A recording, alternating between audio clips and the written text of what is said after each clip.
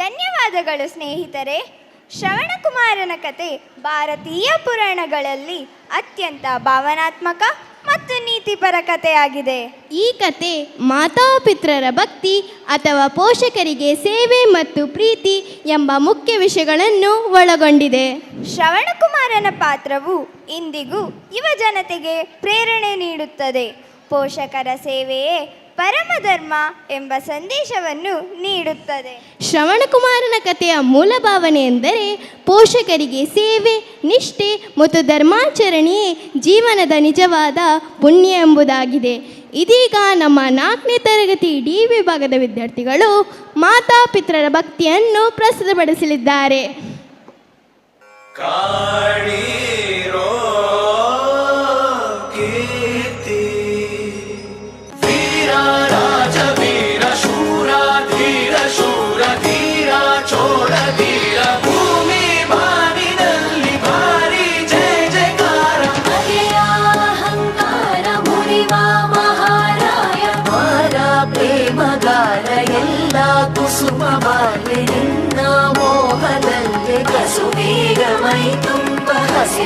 ಗಮನ ತುಂಬ ಶರಣಾಗಿತಿ ಸೇನೆ ರಣನೌಕಿನಿ ಮದೀನೆ ಸಾವಿರಾನಿಯಂತೆ ಸುಂದರ ಗಾಳಿಯಂತೆ ರಾಜ ನಮ್ಮ ರಾಜ ನೀವೇ ದಿವ್ಯ ತೇಜ ವೀರ ರಾಜ ವೀರ ಶೂರ ಧೀರ ಶೂರ ವೀರ.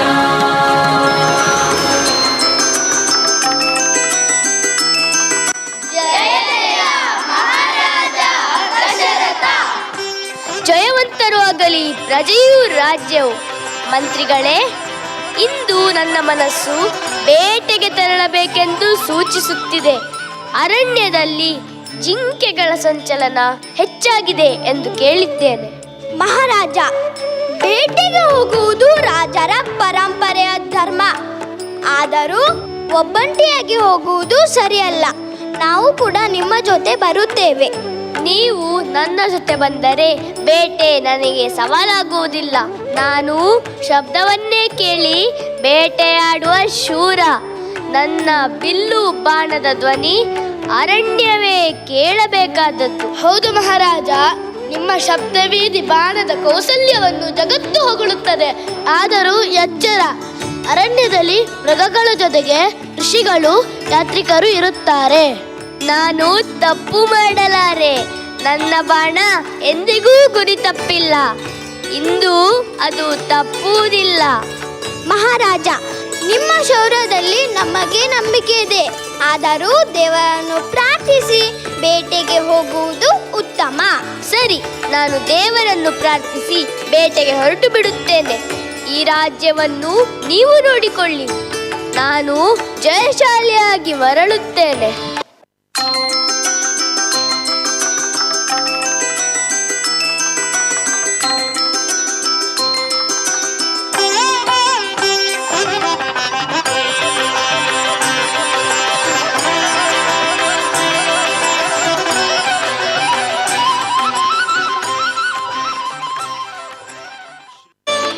ಮಗನೇ ಶ್ರವಣ, ಹೇಳಿ ಅಮ್ಮ. ನಮಗೊಂದು ಬಯಕೆ, ಕಾಶಿ ಯಾತ್ರೆ ಮಾಡಬೇಕೆಂಬ ಆಸೆ. ಹೌದು ಮಗನೇ, ಕಾಶಿ ಗಂಗಾ ದರ್ಶನ ನಮ್ಮ ಬದುಕಿನ ಕೊನೆಯ ಕನಸು. ಆದರೆ ನಾವು ಅಂದರೆ ಸಹಾಯವಿಲ್ಲದೆ ಹೋಗಲು ಸಾಧ್ಯವಿಲ್ಲ. ಅಪ್ಪ, ಅಮ್ಮ, ನಿಮ್ಮ ಮಾತೇ ನನಗೆ ವೇದವಾಕ್ಯ.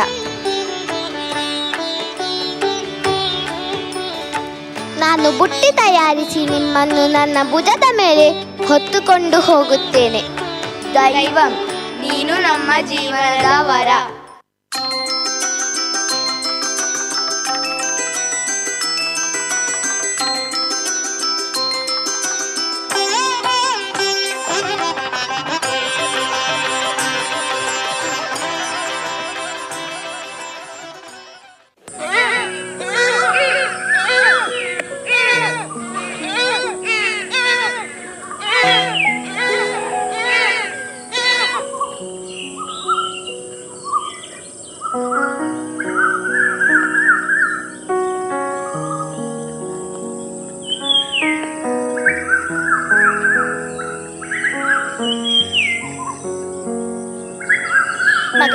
ನೀನು ದಣಿದೆಯಾ?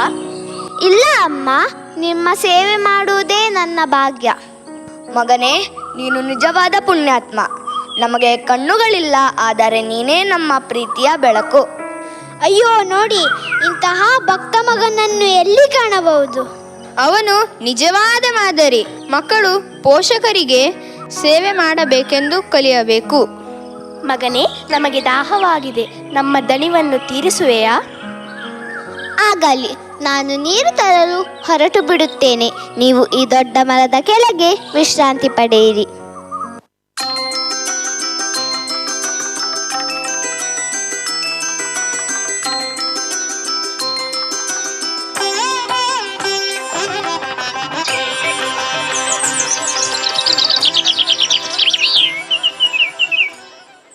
ಆಹಾ, ಈ ಅರಣ್ಯದ ಸೌಂದರ್ಯ ಅಪರೂಪ. ಗಾಳಿ ಬೀಸುತ್ತಿದೆ, ಹಕ್ಕಿಗಳ ಕೂಗಾಟ ಮನಸ್ಸಿಗೆ ಹರ್ಷ. ಆದರೆ ನಾನು ಇಲ್ಲಿ ಹರ್ಷಕ್ಕಾಗಿ ಬಂದಿಲ್ಲ. ಇಂದು ನನ್ನ ಬಾಣಕ್ಕೆ ಇಲ್ಲಿ ಗುರಿಯಾಗುವುದು ಈ ಅರಣ್ಯದ ಶ್ರೇಷ್ಠ ಜಿಂಕೆ. ದೂರದಲ್ಲಿ ನೀರಿನ ಹಳ್ಳದ ಬಳಿ ಏನೋ ಚಲನವಲನ, ಶಬ್ದವೇ ಸ್ಪಷ್ಟವಾಗಿದೆ. ಅದು ಖಂಡಿತವಾಗಿಯೂ ಜಿಂಕೆ. ನನ್ನ ಬಾಣ ಯಾವತ್ತೂ ತಪ್ಪಿಲ್ಲ, ಇಂದು ಅದು ತಪ್ಪುವುದಿಲ್ಲ. ಅದು ನೀರು ಕುಡಿಯುತ್ತಿರುವ ಶಬ್ದ. ನಿಸ್ಸಂದೇಹವಾಗಿ ಅದು ಮೃಗವೇ. ಇದೀಗ ನನ್ನ ಬಾಣದಿಂದ ಅದರ ಪ್ರಾಣವೇ ಹೋಗುವುದು. ಅಯ್ಯೋ, ಯಾರು ಬಾಣ ಹಾರಿಸಿದರು? ನಾನು ಮೃಗವಲ್ಲ, ನಾನು ಪೋಷಕರಿಗಾಗಿ ನೀರು ತರುತ್ತಿದ್ದೆ.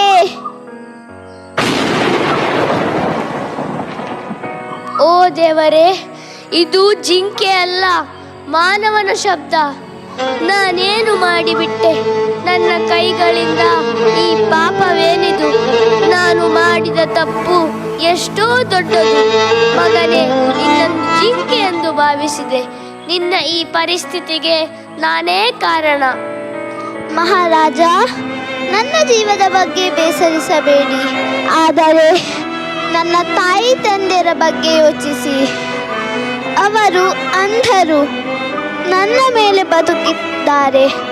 ನಾನು ಹಿಂದಿರುಗದೆ ಹೋದರೆ ಅವರ ಹೃದಯ ಒಡೆದು ಹೋಗುತ್ತದೆ. ಮಗನೇ, ನನ್ನನ್ನು ಕ್ಷಮಿಸು. ನಾನು ನಿನ್ನನ್ನು ಉಳಿಸಲು ಆಗುವುದಿಲ್ಲವೇ? ಇಲ್ಲ ಮಹಾರಾಜ, ನನ್ನ ಕಾಲ ಸಮೀಪಿಸಿದೆ. ನನ್ನಿಂದ ಒಂದು ವಿನಂತಿ. ಈ ನೀರು ತಟ್ಟೆಯನ್ನು ನನ್ನ ತಾಯಿ ತಂದೆಯರ ಬಳಿಗೆ ತೆಗೆದುಕೊಂಡು ಹೋಗಿ ಅವರಿಗೆ ಹೇಳಿ, ಅವರ ಮಗ ತನ್ನ ಕೊನೆಯ ಉಸಿರಿನಲ್ಲಿ ಅವರ ಸೇವೆ ನೆನಪಿಸಿಕೊಂಡನು ಎಂದು. ಅಯ್ಯೋ, ನಾನು ನನ್ನ ತಪ್ಪಿಗೆ ಪರಿಹಾರ ಹೇಗೆ ಹುಡುಕಲಿ? ಮಹಾರಾಜ, ನನಗೆ ನಿಮ್ಮ ಮೇಲೆ ಕೋಪವಿಲ್ಲ, ಆದರೆ ನನ್ನ ತಾಯಿ ತಂದೆಯರ ಹೃದಯದ ನೋವು ಸಹಿಸಲಾಗದು. ಅವರ ಬಳಿಗೆ ಹೋಗಿ ಅವರ ಹೃದಯವನ್ನು ಸಮಾಧಾನಪಡಿಸಿ. ಅಯ್ಯೋ, ನನ್ನ ಬೇಟೆ ದುರಂತವಾಗಿ ಮಾರ್ಪಟ್ಟಿದೆ. ಈಗ ನಾನು ಆ ಅಂಧ ತಾಯಿ ತಂದೆಯರ ಮುಂದೆ ಹೇಗೆ ಹೋಗಲಿ? ಅವರಿಗೆ ಏನು ಉತ್ತರ ಕೊಡಲಿ?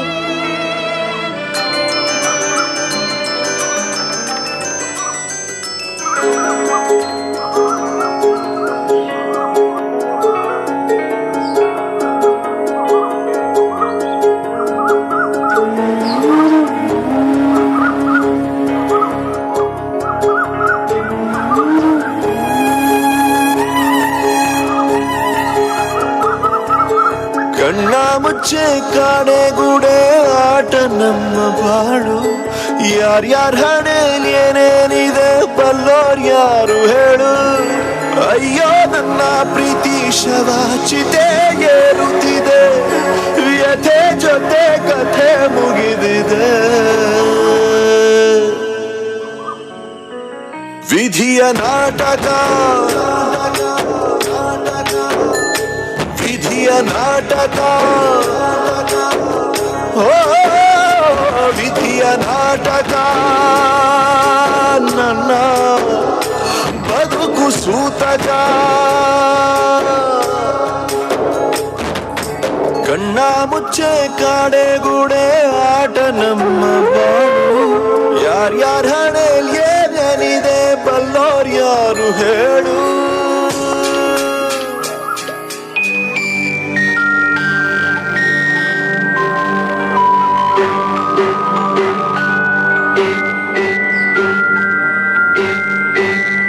ಕರುಮದ ಕಲ್ಲನು ಎಡವಿದ ಮನುಜನ ಬೆರಳಿನ ಗಾಯವು ಮಾಯದು ಕತ್ತಲನು ಮಣಿಸೋಕೆ ಹಚ್ಚಿಟ್ಟ ದೀಪ ಊರೂರನ್ನೇ ಸುಡುವಂಥ ಜ್ವಾಲೆಯಾಯಿತೇನೋ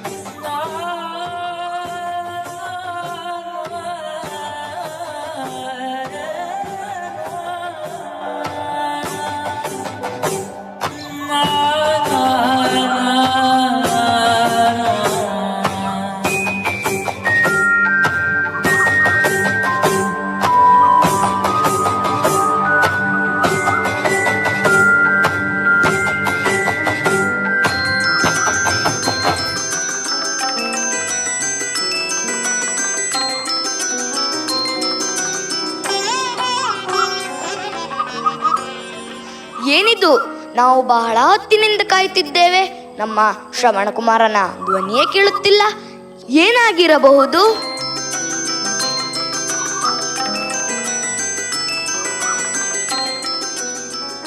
ತಾಯಿ ತಂದೆಯರೇ, ತೆಗೆದುಕೊಳ್ಳಿ, ನಿಮ್ಮ ದಾಹವನ್ನು ತೀರಿಸಿಕೊಳ್ಳಿ. ಇದು ಇದು ನಮ್ಮ ಶ್ರವಣಕುಮಾರನ ಕೈಯಲ್ಲ. ನೀನು ಯಾರು? ಏಕೆ ಬಂದೆ? ನಾನು ಈ ಊರಿನ ರಾಜ ದಶರಥ. ನೀರು ತರಲು ಹೋದ ನಮ್ಮ ಮಗನೆಲ್ಲಿದ್ದಾನೆ? ನೀನು ಏಕೆ ಬಂದೆ? ತಾಯಿ ತಂದೆಯರೇ, ನಿಮಗೆ ಹೇಗೆ ಹೇಳಲಿ? ಅದು ನಿಮ್ಮ ಮಗ. ಏನಾಯಿತು? ಅವನು ಸುರಕ್ಷಿತನಲ್ಲವೇ? ನಾನು ಬೇಟೆಗೆ ಬಂದಿದ್ದೆ. ದೂರದಲ್ಲಿ ಶಬ್ದ ಕೇಳಿ ಅದನ್ನು ಜಿಂಕೆ ಎಂದು ಭಾವಿಸಿ ಬಾಣ ಹಾರಿಸಿದೆ.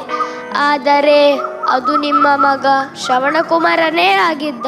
ದೇವರೇ, ನಮ್ಮ ಪ್ರಾಣಕ್ಕಿಂತ ಹೆಚ್ಚಾದ ಮಗನನ್ನು ಕೊಂದು ಬಿಟ್ಟಿಯಾ? ಇಷ್ಟು ಭಕ್ತನಾದ ವಿಧೇಯ ಮಗನ ಬದುಕು ಇಷ್ಟು ಬೇಗ ಮುಗಿಯಬೇಕೇ? ಅವನು ನಮ್ಮನ್ನು ತಟ್ಟೆಯಲ್ಲಿ ಹೊತ್ತುಕೊಂಡು ಕಾಶಿಗೆ ಕರೆದೊಯ್ಯುತ್ತಿದ್ದ. ನಮ್ಮ ಕನಸೇ ಅವನೊಂದಿಗೆ ಅಂತ್ಯವಾಯಿತು. ತಾಯಿ ತಂದೆಯರೇ, ನನ್ನನ್ನು ಕ್ಷಮಿಸಿ. ನಾನು ಮಾಡಿದ ತಪ್ಪಿಗೆ ಪರಿಹಾರವಿಲ್ಲ. ನಾನು ನಿಮ್ಮ ಮುಂದೆ ಪಾಪಿ. ರಾಜನೇ, ನೀನು ದೊಡ್ಡ ರಾಜ. ಆದರೆ ಇವತ್ತು ನಮ್ಮ ಜೀವನವನ್ನು ಕಿತ್ತುಕೊಂಡೆ. ನಿನ್ನ ತಪ್ಪು ಅಸಹನೀಯ. ನಿನ್ನ ತಪ್ಪಿಗೆ ಕ್ಷಮೆಯಿಲ್ಲ. ಇಲ್ಲ, ನಿನಗೂ ನಮ್ಮ ನೋವಿನ ಗಂಭೀರತೆ ಅರಿವಾಗಲೇಬೇಕು. ನಿನಗೂ ಮಗನಿಲ್ಲದ ನೋವು ಆಗಲೇಬೇಕು. ನೀನು ನಿನ್ನ ಮಗನನ್ನು ಕಳೆದುಕೊಳ್ಳುತ್ತೀಯ. ಅಯ್ಯೋ, ನಾವು ನಮ್ಮ ಮಗನಿಲ್ಲದ ಜೀವನವನ್ನು ತ್ಯಾಗ ಮಾಡುತ್ತಿದ್ದೇವೆ. ದೇವರೇ, ನಾನು ಮಾಡಿದ ತಪ್ಪಿಗೆ ಪರಿಹಾರವಿಲ್ಲ. ಶ್ರವಣಕುಮಾರನ ತಾಯಿ ತಂದೆ ಶಾಪವನ್ನು ಅನುಭವಿಸಲೇಬೇಕು. ಇದು ಶ್ರವಣಕುಮಾರನ ಪವಿತ್ರ ಕಥೆ. ಪೋಷಕರ ಸೇವೆ ಮಾಡಿದವನನ್ನು ಜಗತ್ತು ಸದಾಕಾಲ ನೆನೆಸಿಕೊಳ್ಳುತ್ತದೆ. ನಾವು ಕಲಿಯಬೇಕಾದ ಪಾಠವೆಂದರೆ ಪೋಷಕರ ಸೇವೆಯೇ ನಿಜವಾದ ಧರ್ಮ ಮತ್ತು ಪುಣ್ಯ. ಧನ್ಯವಾದಗಳು.